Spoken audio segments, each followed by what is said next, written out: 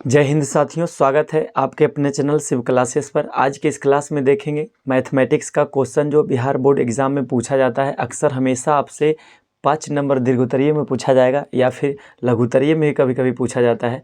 सवाल दिया जाएगा कि सिद्ध करके दिखाइए कि √5 एक अपरिमेय संख्या है।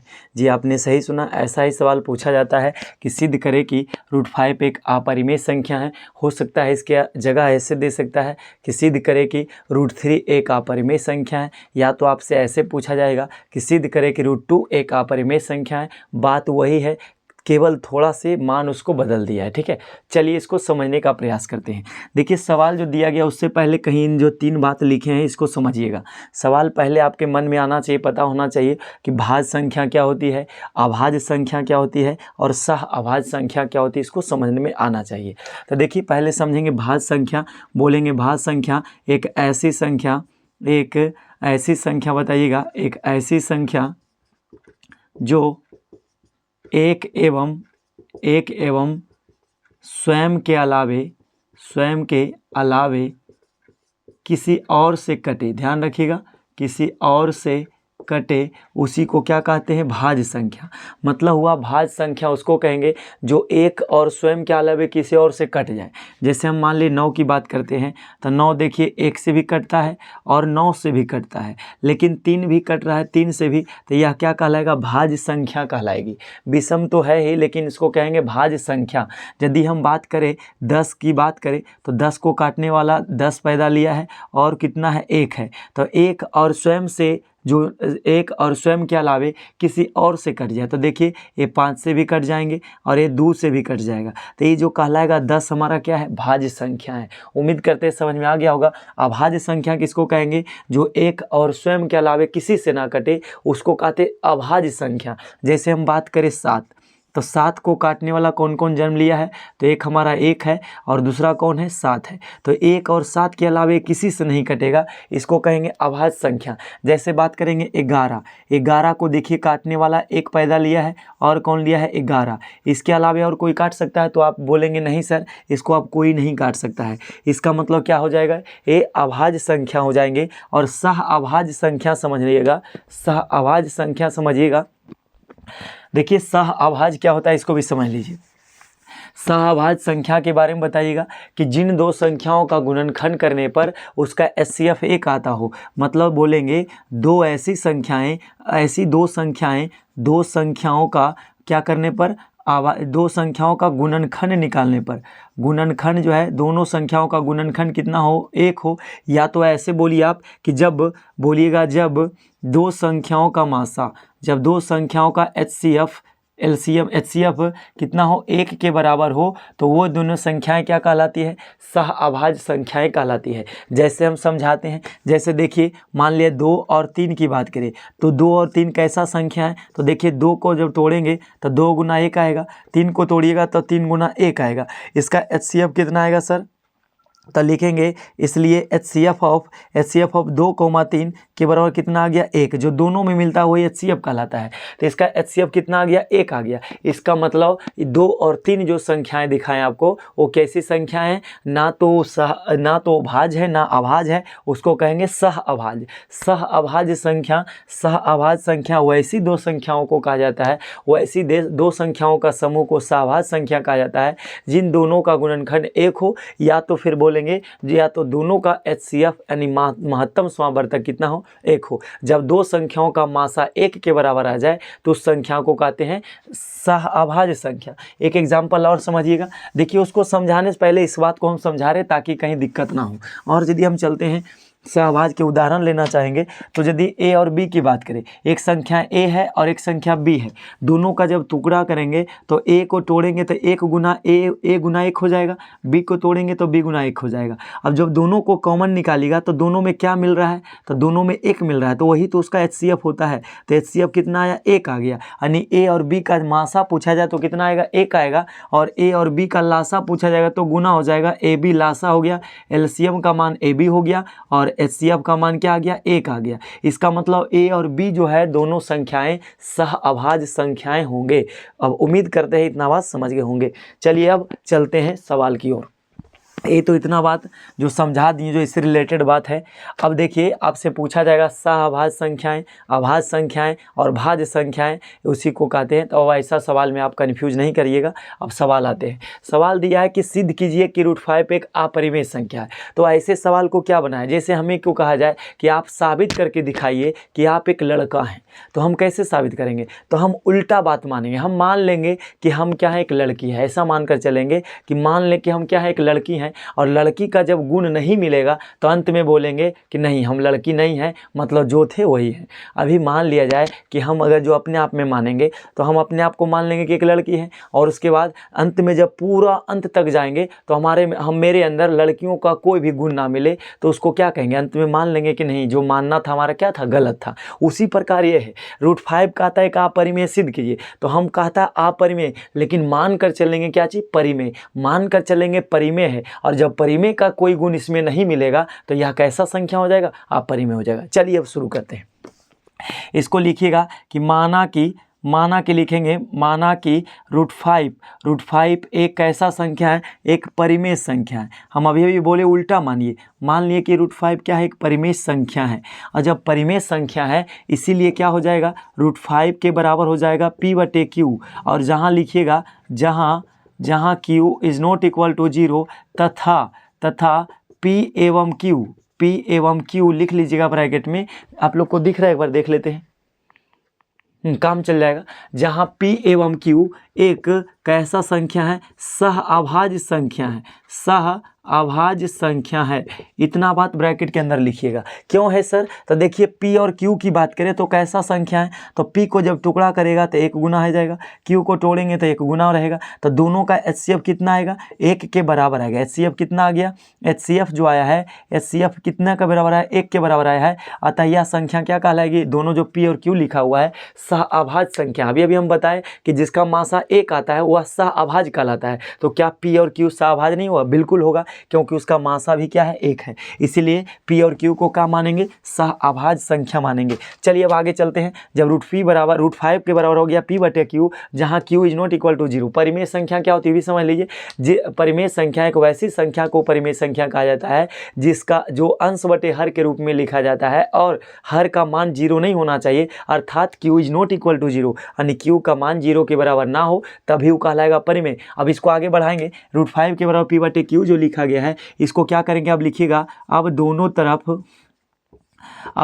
तरफ वर्ग करने पर, दोनों तरफ क्या कीजिएगा, दोनों तरफ वर्ग करने पर, देखते हैं वर्ग करने पर क्या होता है, बिल्कुल देखना है। देखिए लिखिएगा, √5 बराबर लिखा हुआ है P/Q, और जब इसको वर्ग करेंगे तो स्क्वायर हो जाएगा, इसको वर्ग करेंगे तो स्क्वायर हो जाएगा, और जब चलाएंगे और तो हमारा क्या हो जाएगा, √5 गुना √5 क्या आ जाएगा, 5 आ जाएगा, बराबर हो जाएंगे P² और बटे 1 मान लीजिए, तो इसको तिरछे गुना करवाइएगा तो क्या आ जाएगा, 5Q² हमारा हो जाएगा P² के बराबर क्या हो जाएंगे, P² बराबर हो जाएगा 5Q² हो जाएंगे। और जब इसको आगे बढ़ाते हैं, जब P² बराबर 5Q² आ गया है तो आगे बढ़ाइए, तो यहाँ पर लिखेंगे, चूँकि ऐसे लिखिएगा, चूँकि 5Q² दिखेगा, एक बार इसके लिए माफ़ी चाहेंगे, बार बार देखते रहते हैं कि दिखेगा नहीं, डर लगता है कि पता नहीं कहीं तो बना तो नहीं दिखेगा नहीं, ऐसा हुआ था एक बार। अब देखिए यहाँ लिखेंगे, चूँकि 5Q² जो है, लिखेंगे चूँकि 5Q² 5 से क्या है, विभाज्य है। इस बात को लिखिएगा कि 5Q² जो है 5 से क्या है, विभाज्य है। 5 से क्या है, विभाज्य है। क्यों है विभाज्य, इसको समीकरण आप फर्स्ट मान लीजिए, ध्यान से देखिएगा, इसको फर्स्ट मान लेते हैं। और 5Q² जो है 5 से विभाज्य है। कैसे सर, तो देखिए 5Q² लिखा हुआ है, ये 5 से पूरी कट जाएगा। कैसे, तो देखिए 5 जिस संख्या में 5 से गुना होता है वो संख्या 5 से कट जाता है। जैसे मान लीजिए 13 एक संख्या है, उसमें यदि हम 5 से गुना कर लेते हैं तो ये पूरा संख्या 5 से कट जाएगी। कैसे, तो जब गुना कर लीजिएगा तो आ जाएगा 13 × 5 = 65, और बटे लगाएंगे 5, जब काटिएगा तो कितना बार में कटेगा, 13 बार में। तो आप चाहें तो ऐसे भी काट लेते तो भी 13 आंसर आता। मतलब हुआ कि जब किसी संख्या में 5 गुना किया रहे वह संख्या 5 से कट जाएगी। जिस संख्या में 2 गुना रहे वह संख्या पूरी संख्या 2 से कट जाएगी। जिस संख्या में 3 का गुणज हो तो वह संख्या 3 से कट जाएगी। तो कहने का मतलब वही है। देखिएगा गौर से, यहाँ जो लिखा हुआ 5q², इसका मतलब 5 इसमें गुना किया गया है। इसका मतलब 5q² किससे कट जाएगा? 5 से। ऐसा हम मान लेंगे क्योंकि 5 जिसमें गुना होता है वो 5 से कट जाता है। तो यहाँ लिख लिए हैं चूँकि 5q² 5 से विभाज्य है, इसलिए अब देखिए जब 5q² कट रहा है तो इसके बराबर का कौन है? 5q² के बराबर है p²। तो जब ही 5 से कट रहा है तो क्या इसका बराबर का संख्या नहीं कटेगा? ये भी कट जाएगा। तो लिखेंगे इसलिए p² भी 5 से विभाज्य होगा। p² भी क्या है? 5 से विभाज्य होगा। इस बात को मानते हैं।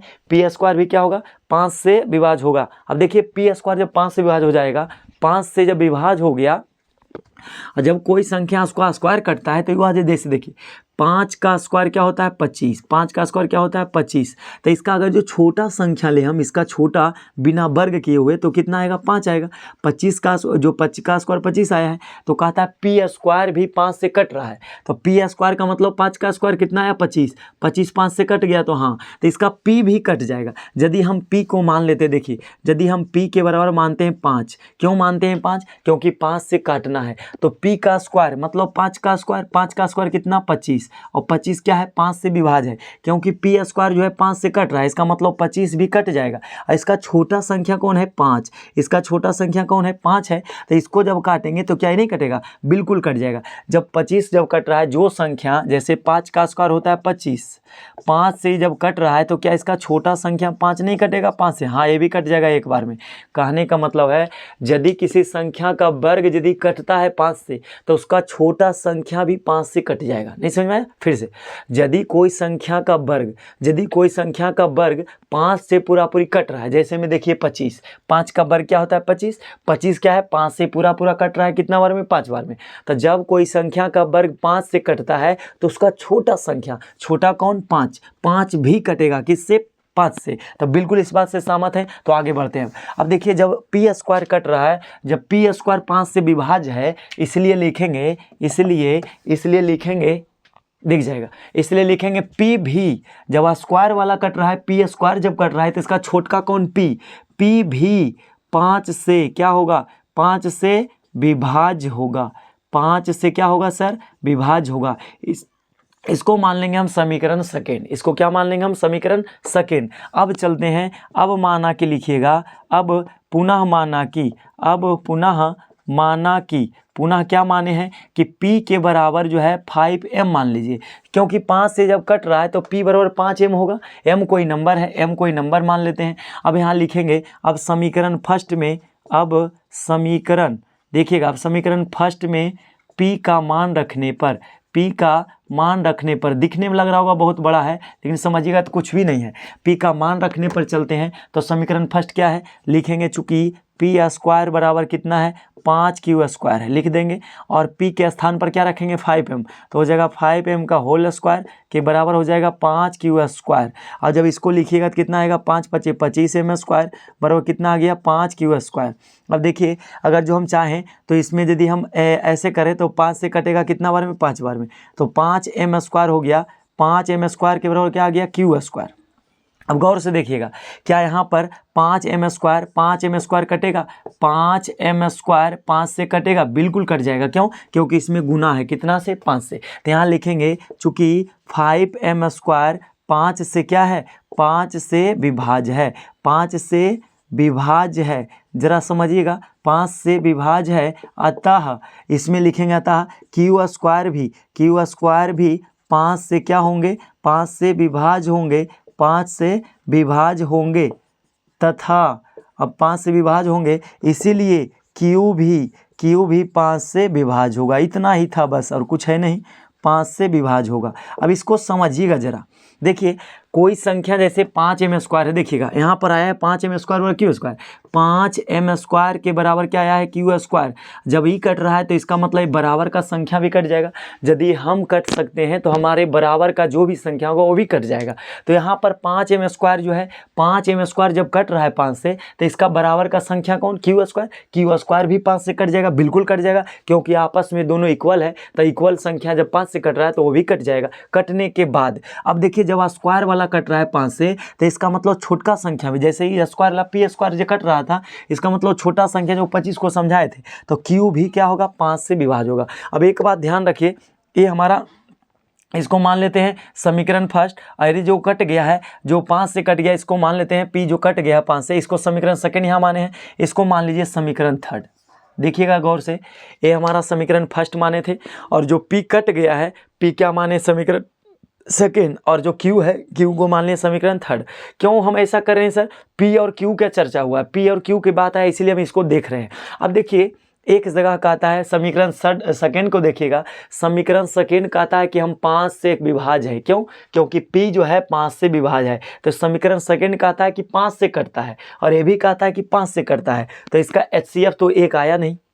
अब यहाँ पर देखिएगा, इस बात को कैसे लिखेंगे, अब लिखेंगे, आपको दिखेगा, बोर्ड तो भर चुका, लेकिन यहाँ लिखेंगे। अब समीकरण लिखिएगा, अब समीकरण फर्स्ट एवं सेकेंड से, समीकरण फर्स्ट एवं सेकेंड से देखा जाए, इतना के बाद हम इसको मिटाएंगे थोड़ा। देखिए, इसको मिटाते हैं, यहाँ पर इतना बात देख लीजिए। स्क्रीनशॉट लेना चाहते हैं तो स्क्रीनशॉट ले लीजिए, एक बार स्क्रीनशॉट लेना चाहते हैं स्क्रीनशॉट ले लीजिए। चलिए, हो गया होगा। अब देखिए, यहाँ पर इसको हम थोड़ा मिटाएंगे, इस बात को थोड़ा सा यहाँ मिटाएंगे, बाकी लैंग्वेज को रहने देंगे। इतना बात देख लिए होंगे। अब इसको मिटाते हैं, जगह का अभाव है इसीलिए अब इसको मिटा देते हैं। जहाँ दिक्कत हुआ तो कमेंट कीजिएगा। अब देखिए, यहाँ पर इसको मिटा दिए हैं। अब यहाँ समझिएगा, समीकरण सेकेंड एवं थर्ड से चलेंगे। समीकरण सेकेंड और थर्ड को देखेंगे, गौर से देखिएगा। समीकरण सेकेंड क्या निकला, सेकेंड आया है कि जो P जो 5 से विभाज्य है। सेकेंड कहता है कि P जो है 5 से क्या है, विभाज्य है। और थर्ड कहता है कि Q जो है, Q भी 5 से विभाज्य है। Q भी क्या है, 5 से विभाज्य है। कोई संख्या 5 से कट रहा है तो हम क्या बोले थे कि जब दो संख्याओं का मासा कितना आ जाए, 1 आ जाए। अब यहाँ पर क्या है, जब 5 से दोनों कट रहा है तो इसका HCF कितना आ गया, इसका HCF आ जाएगा 5, जबकि इसका HCF क्या था, माने थे जो, तो 1 था। उस समय जब माने थे तो कह रहा था कि एक सहअभाज्य संख्या है। कैसा संख्या है, सहअभाज्य है। लेकिन यहाँ पर क्या रहा है, भाज्य तो आ रहा है, तो कट रहा है सब एक, और स्वयं के अलावा किसी और से कट रहा है, उसका नाम क्या है, 5 से कट रहा है, जबकि इसको केवल और केवल 1 से कटना चाहिए था। तो यहाँ पर बोलेंगे समीकरण सेकेंड एवं थर्ड से जो है P तथा Q का, यहाँ से लिखिएगा, समीकरण फर्स्ट एवं सेकेंड एवं थर्ड से P तथा Q का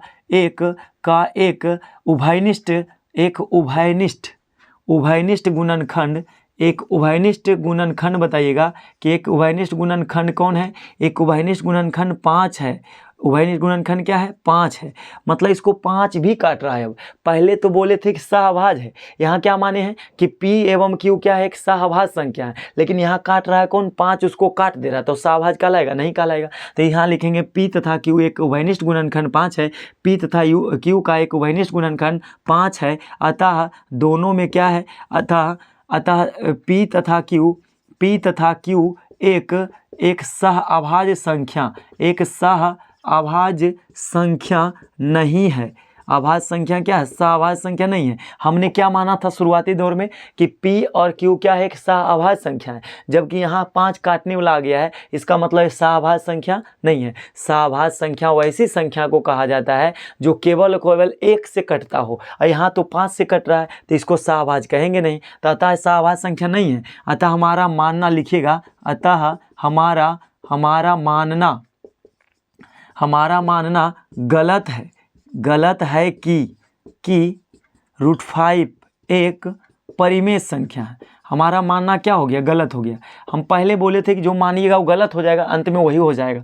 माना कि हमारा मानना गलत है कि √5 एक परिमेय संख्या है। अतः हमारा जो है वही सही था। अतः √5 एक क्या होगा, √5 एक अपरिमेय संख्या है। अतः √5 एक ऐसा संख्या है, अपरिमेय संख्या है। यही हमारा क्या है, आंसर है। देखिए जितना जो स्क्रीनशॉट मारे होंगे पहले बार में उसको लिख लीजिएगा, और उस लैंग्वेज के लिखने के बाद आप इस लैंग्वेज को लिख लीजिएगा। जब इतना लिखिएगा इस लैंग्वेज को तो आपका जो है 5 नंबर में आएगा तो 5 नंबर मिलेगा। 2 नंबर में यदि पूछ दिया तो 2 नंबर में आएगा, लेकिन आएगा जरूर, इस बात को ध्यान रखिएगा। चाहे √5 हो या √3 हो, आप इसी तरीका से करना क्या है, जब आपसे √5 की जगह पूछा जाए √3 तो यहाँ क्या मानिएगा आप इसको मान लीजिएगा केवल √3m, बस p बराबर मानिएगा 3m।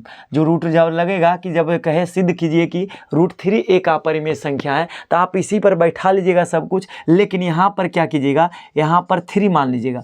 p के बराबर क्या मानेंगे, 3। जब हमसे कहेगा √3 साबित कीजिए तो p बराबर √3 मानिएगा, 3 मानिएगा 3m। और यदि कहेगा √2 सिद्ध कीजिए तो यहाँ पर मानेंगे p बराबर 2m, कितना मानेंगे 2m। यदि कहेगा √7 सिद्ध कीजिए तो यहाँ पर मान लेंगे p बराबर 7m। बाकी सब मामला वैसा ही आएगा और आपको कटते नजर आएगा। बाकी यहाँ जो 5 से विभाज्य है वहाँ 7 से कटेगा। जब √2 मानिएगा तो 2 से विभाज्य हो जाएंगे, √3 मानिएगा तो 3 से विभाज्य होगा, और अंत में विरोधाभास हो जाएगा। बोलेंगे p तथा q एक उभयनिष्ठ गुणनखंड, इसका उभयनिष्ठ गुणनखंड क्या है, 5 है। अतः p तथा q एक सहवाच्य संख्या नहीं है, अपने में क्या है, ये दोनों अपने में कंट्राडिक्शन है, विरोधाभास है। अतः हमारा मानना गलत है कि √5 एक परिमेय संख्या है। अतः √5 पे क्या है, अपरिमेय संख्या होगी।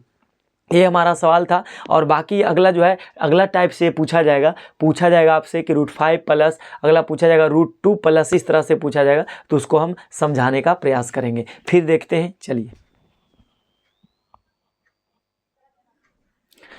आपसे सवाल ऐसा भी पूछा जा सकता है, देखिए सवाल पूछा जाएगा कि सिद्ध कीजिए कि, इसको अगले क्लास में समझा देंगे, लेकिन समझ लीजिए, सिद्ध कीजिए कि, सवाल आपसे पूछा जाएगा सिद्ध कीजिए कि 3 + 2 √5 एक ऐसा संख्या है, एक अपरिमेय संख्या है। ऐसा सवाल भी आपसे पूछा जाएगा, ठीक है। तो इसको अगले क्लास में हम करा देंगे, वीडियो थोड़ा लॉन्ग हो जाएगा, इसलिए इतना ही काम चला लीजिए। और यदि चैनल पर पहली बार है तो हमें सब्सक्राइब कर लीजिए, ताकि जब अगला इस क्लास को जब अपलोड करेंगे तो आपका नोटिफिकेशन मिल जाएगा। फिर मिलेंगे अगले क्लास में। सभी को जय हिंद। और जितने भी टाइप के सवाल पूछे जाएंगे आपसे, उस टाइप को हम कराने का प्रयास करेंगे। सभी को जय हिंद, आपका दिन शुभ हो, बाय।